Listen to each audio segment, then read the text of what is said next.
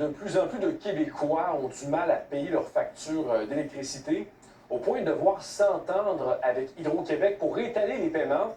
On estime qu'un ménage sur 7 est en situation de précarité énergétique, ce qui veut dire concrètement devoir choisir entre manger ou même chauffer la maison. Notre collègue Simon Gamache-Fortin a mis la main sur des chiffres. L'inflation et le coût de la vie continuent de mettre de la pression sur les ménages québécois. Il y a de plus en plus de citoyens qui sont incapables de payer leurs factures d'électricité. Ils sont plus nombreux à prendre des ententes de paiement avec Hydro-Québec, selon des données obtenues par TVA Nouvelles après une demande d'information à la Société d'État. On apprend que le nombre de clients résidentiels ayant conclu une entente de paiement est en hausse.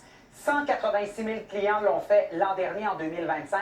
C'est une augmentation par rapport à 2024 et 2023, comme vous le constatez. Mentionnons qu'en 2019, avant la pandémie, ce nombre de clients qui avaient obtenu des ententes de paiement avait atteint près de 220 000. Hydro-Québec affirme être sensible au fait que certains clients peuvent avoir de la difficulté à payer leurs factures et invite les personnes dans cette situation à conclure rapidement une entente de paiement. L'Association coopérative d'économie familiale du nord de Montréal constate sur le terrain que de plus en plus de ménages ont de la difficulté à payer leurs factures d'électricité. Au Québec, c'est un ménage sur 7 qui est en situation de précarité énergétique. Donc ça veut dire soit qu'il n'arrive pas à payer la facture ou qu'il doit choisir entre manger ou payer la facture ou qui ne consomment pas assez, donc qui ont froid dans leur logement. Puis ce chiffre-là est conservateur. On pense que ça pourrait être plus parce que c'est un calcul qui est basé sur le pourcentage du revenu consacré à la facture d'électricité.